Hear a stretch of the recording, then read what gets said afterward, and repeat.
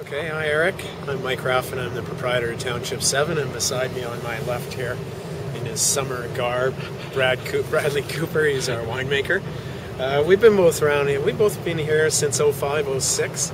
This property at the start of Naramata Bench, or as our advertising says, first on Naramata Bench Road. And we have about 7 acres here. It includes our production facility, tasting room, Brad's home, and some Gewürztraminer, Pinot Gris, Merlot, and a little field blend of Petit Verdot and Malbec.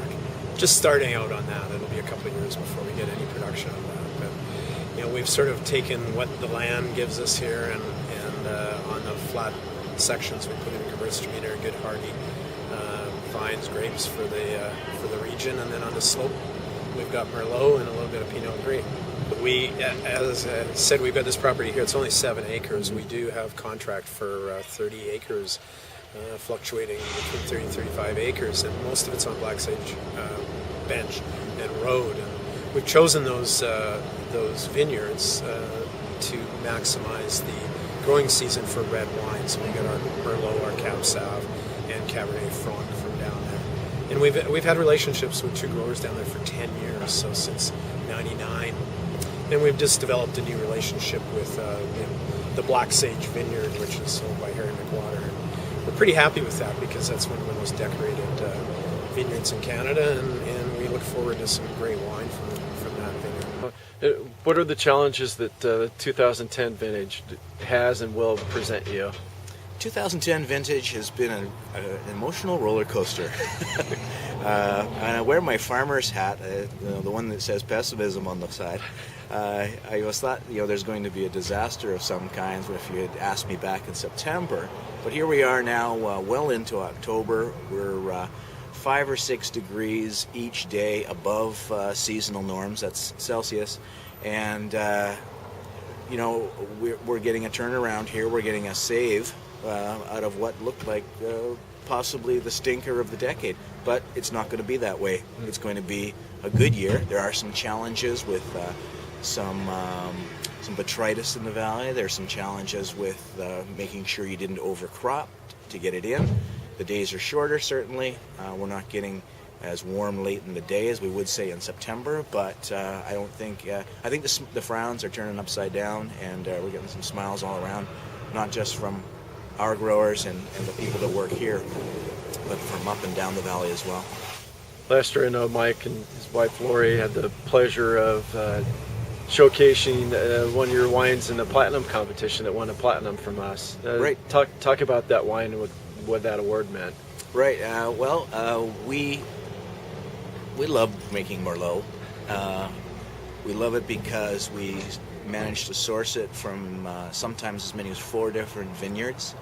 Again, as Mike mentioned, our main contributor on the Black Sage area is the cornerstone of the product, and then we get to tweak it depending on the season and depending on our other minor sources. In fact, the fruit from our property right here is turning out to be a really nice spice component that we like to put in. And that one, that vintage, I believe that was the 06? 06. Yeah, it was the first one that got a chance to get a little drib and drab from our own property here, and I can pick it out. And when I can do that in the finished product, and we get the kind of accolades that we did, I know that we're onto something right. Right, and I mean that was a Merlot that went beyond BC. I mean, it showed it was one of the best Merlots that we tasted throughout the entire Northwest, including Washington. So a great grape, very adaptive to different growing conditions, and as an example of that, we've got Merlot coming in today, well ahead of many people's Pinot Noir from the same area. And it's not from young vines, it's just from carefully cultured grapes that are, people have come to know their site and are producing the kind of fruit that we like working with. They've instituted some new liquor, like driving while intoxicated, well, not even intoxicated yet, laws in British Columbia. How do you think that's going to affect the different areas, tasting at wineries, buying wine at restaurants, and selling for home consumption? How do you think that all is going to shake out? Well, we're 2 weeks in, and I think already I've seen significant changes in people's habits. Somewhat anecdotal, but also my own habits is at 0.05. Depending on the beverage and the size of the person, that's potentially one drink. So if you have 2 drinks, you're offside on this new law. And already I'm seeing situations where I'm very careful on what I'm doing, and I will pass up a drink in a bar after an event or go to a restaurant and change my behavior. And the result, I believe, is restaurants are going to have lower liquor sales and wine sales. Consequently, there's going to be a growth in the take-home. People will have dinner at home, and that way they can have the extra drink. It's actually a little bit overboard in my personal view, but it is the law, so we're stuck with it.